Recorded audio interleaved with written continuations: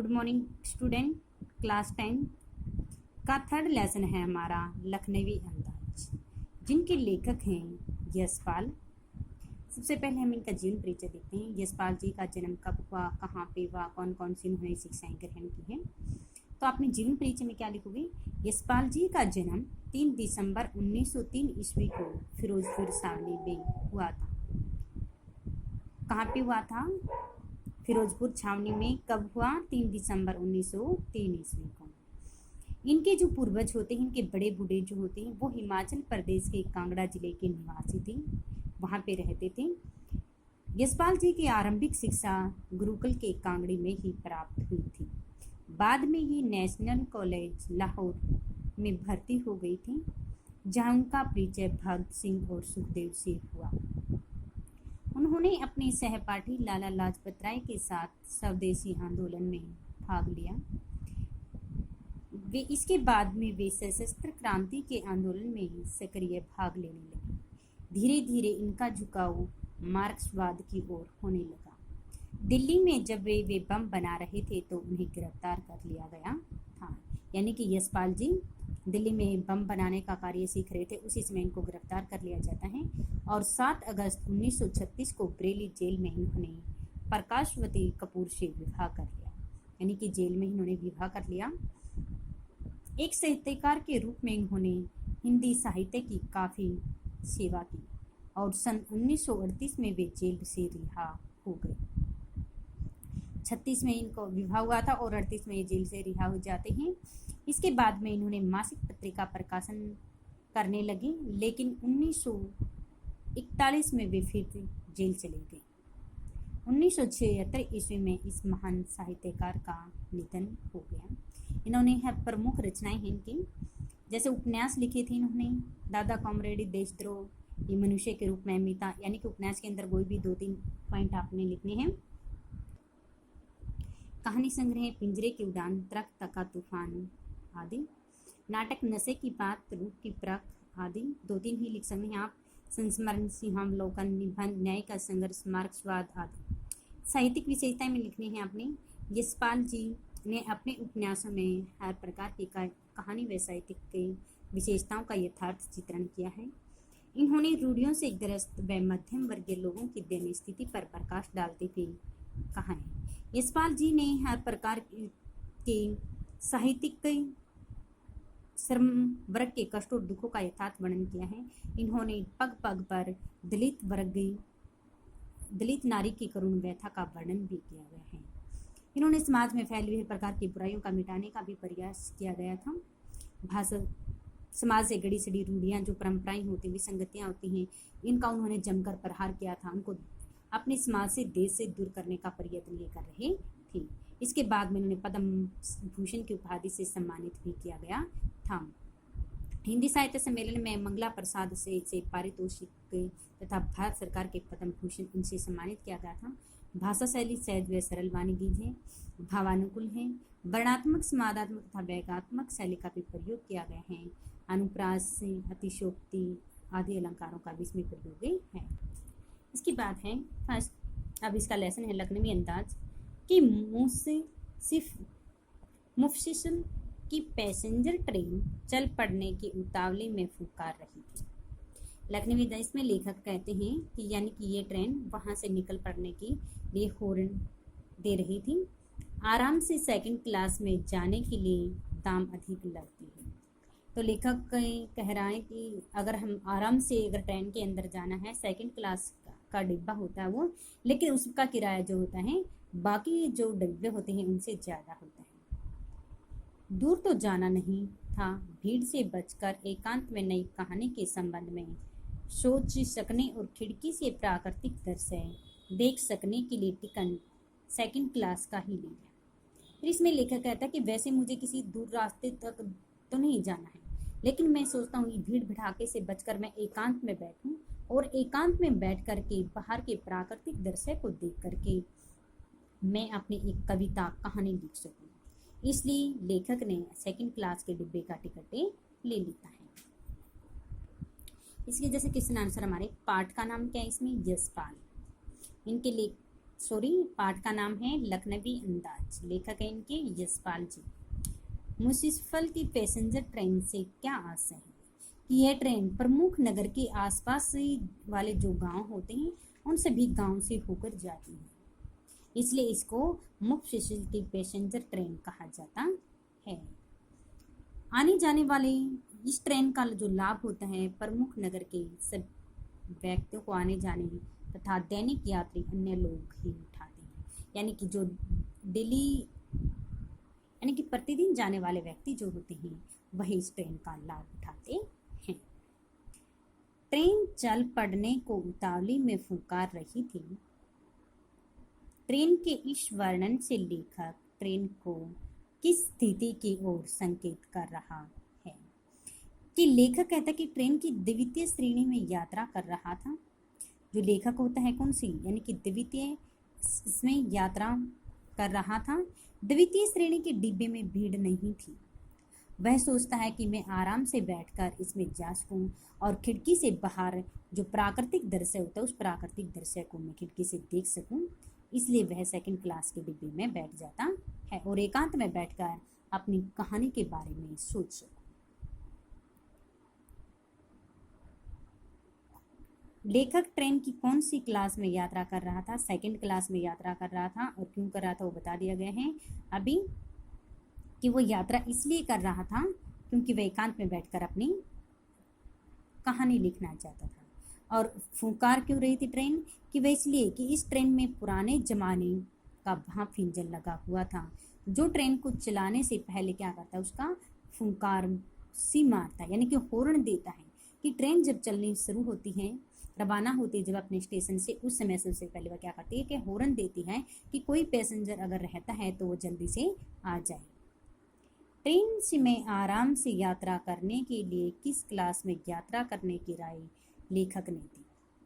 कि ट्रेन में आराम से यात्रा करने के लिए लेखक ने सेकंड क्लास के डिब्बे की यात्रा करने की सलाह की। किस क्लास यात्रा करने की मुख्य हानि यह है कि इससे का किराया और डिब्बों से ज़्यादा है, लेकिन एकांत में बैठना चाहता था वो, इसलिए उसने ज़्यादा किराया दिया है। आगे ही गाड़ी छूट रही थी, यानी कि गाड़ी चल रही थी। सेकंड क्लास के एक छोटे डिब्बे को खाली समझकर जरा दौड़कर उसमें चढ़ गई। यानी कि लेखक ने क्या किया कि सेकंड क्लास का जो डिब्बा है वो खाली है, वहाँ बैठकर मैं एकांत में अपनी कहानी लिखूंगा, लेकिन जैसे ही बिना सोचे समझे वह दौड़कर उस डिब्बे में चढ़ जाती है। अनुमान के प्रतिकूल डिब्बा निर्जन नहीं था। निर्जन यानी कि अकेला नहीं था, तो वह कहते कि उसमें जब वह चढ़ा तो उसी समय देखा कि यह जो डिब्बा है निर्जन नहीं, अकेला नहीं है। एक बर्थ पर लखनऊ के नवाबी नस्ल के एक दिन सफ़ेद पोश सज्जन बहुत सुविधा से पालथी मारे बैठे। उसने देखा कि लखनवी अंदाज का एक बड़ सफ़ेद पोशाक पहने हुए नवाबी नस्ल का व्यक्ति यहाँ पर बैठा हुआ है। सामने दो ताजे चिकने खीरे तौलिए पर रखे थे। यानी कि उसने क्या कर रखा था, नवाबी नस्ल के एक व्यक्ति ने अपने सामने एक तौलिया बिछा रखा था और उस पर खीरे के फाकों को काट कर सजाए हुए था।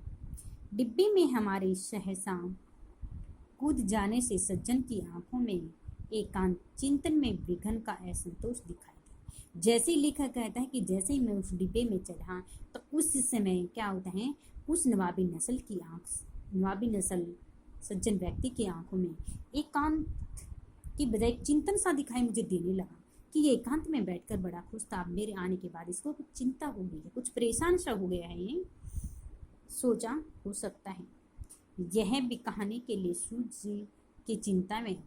फिर लेखक सोचने लगता है कि कहीं जैसे प्रकार से मैं सोच रहा था कि एकांत के डिब्बे में बैठ कर के अपनी कहानी लिखूंगा, क्या पता उसी प्रकार से ये सज्जन व्यक्ति भी कहानी लिखने के लिए एकांत में बैठा हूँ। खीरे जैसी अपदार्थ वस्तु पर शोक करते देखे जाने में संकोच में है। वह कहता है कि जैसे ये खीरे की अपदार्थ जो वस्तु होती है इसकी तरफ देख रही हैं और संकोच कर रही हैं, सोच रही हैं। तो इसका फर्स्ट पर्सन, इस गद्यांश में से फर्स्ट पर्सन तो हमारा यह है पाठ और लेखक का नाम। सेकंड, जैसे लेखक जब प्लेटफॉर्म पर पहुंचा तो ट्रेन की क्या स्थिति थी?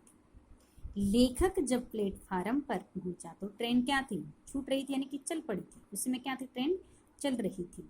लेकिन लेखक ने क्या किया लेखक ने क्या किया, लेखक फिर क्या करता है, उस चलती ट्रेन में क्या करता है, चढ़ जाता है।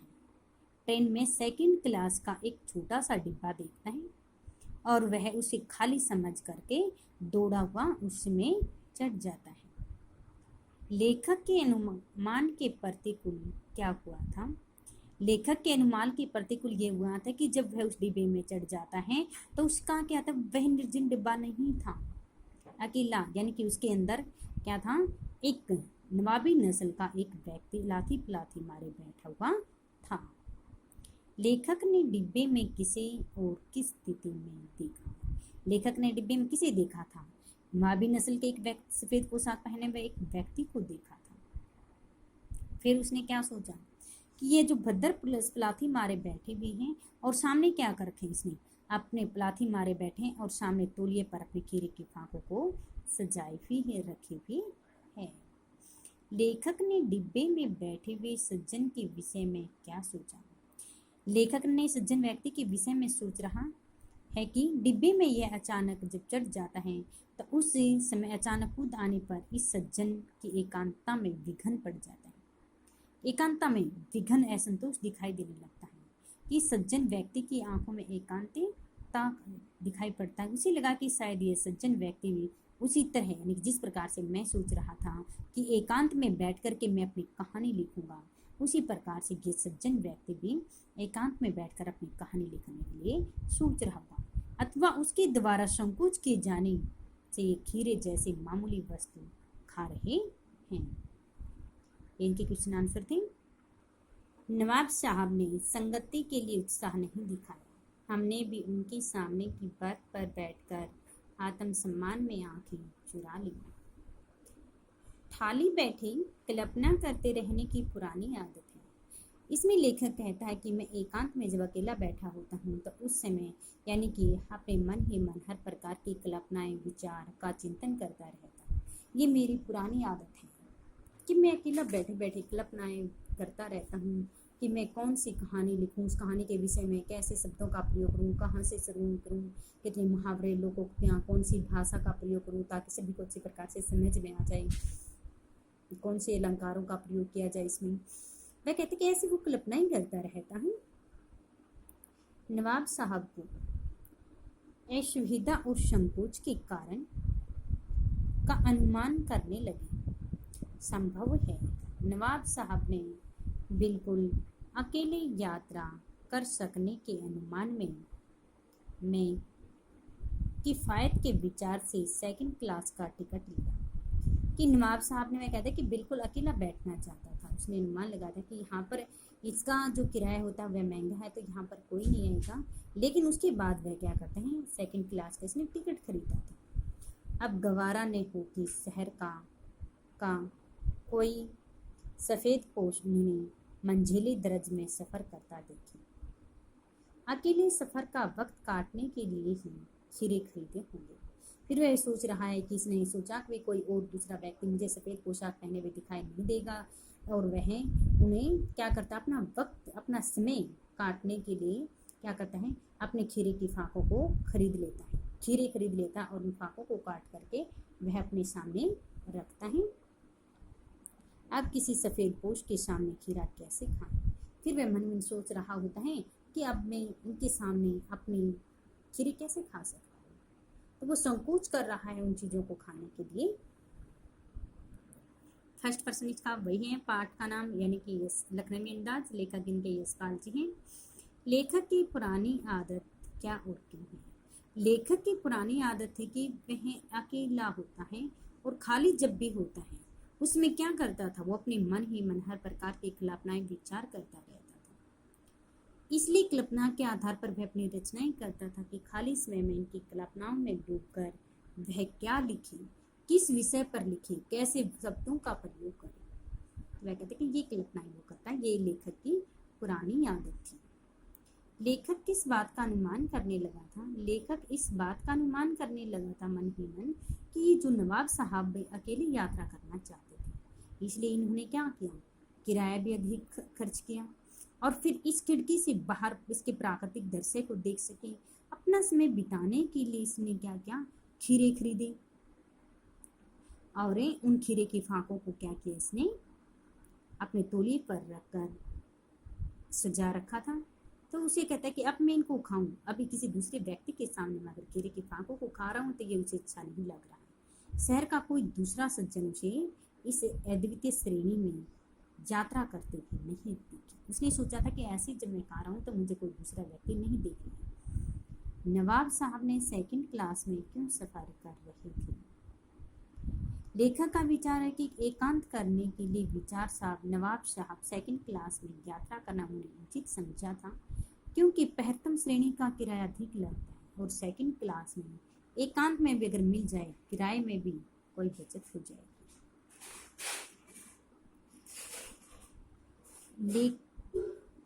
नवाब साहब खीरे क्यों नहीं खा रहे थे? लेखक के विचार से नवाब साहब अकेले में सफर काटने के लिए उन्होंने खीरे खरीदे होंगे और वह मेरे सामने इस बात का संकोच कर रहे हैं, अपमान मार रहे हैं, इसलिए वह इन खीरों को एक मामूली सा पदार्थ मानते हैं, इसलिए वह मेरे सामने इनको नहीं खा रहे हैं।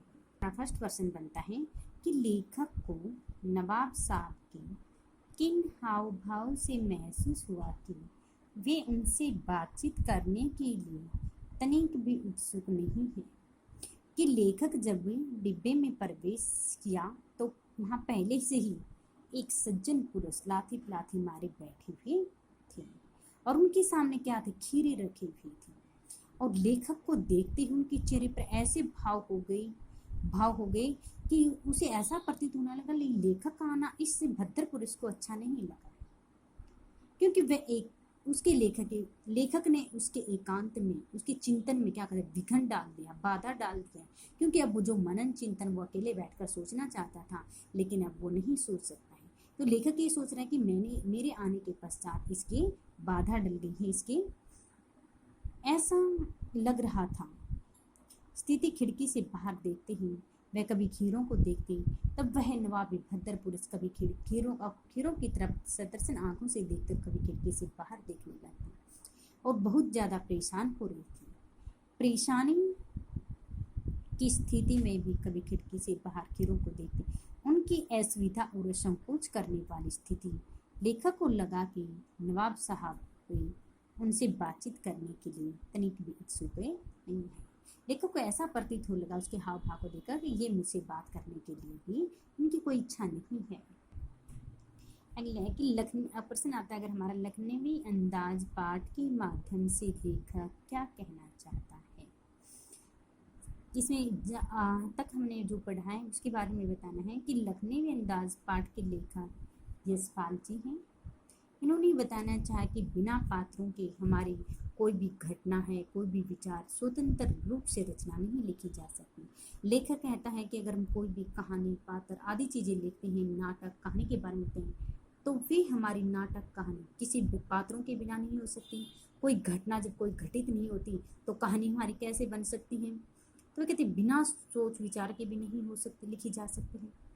इस विचार के माध्यम से लेखक ने दिखाया कि पसंद लोगों की जीवन शैली का वर्णन किया है कि लेखक रेलगाड़ी के डिब्बे में एक नवाब साहब व्यक्ति मिलते हैं। भद्र पुरुष सफ़ेद पोशाक पहने हुए हैं और वे सलीके से खीरे खाने की तैयारी कर रहे हैं, लेकिन लेखक को सामने पाकर ही वो अपने उन खीरे खानों को संकोच कर रहे हैं, शर्मा रही, वो उनको खा नहीं रही। वही अपने मन ही मन ये सोच रहे होते हैं अगर मैं इन खीरे की फाकों को खाता हूँ तो ये लेखक मेरे बारे में क्या, इतना बड़ा आदमी क्या इन खीरे की फाकों छोटी सी इस अपदार्थ चीज को खा रहा है।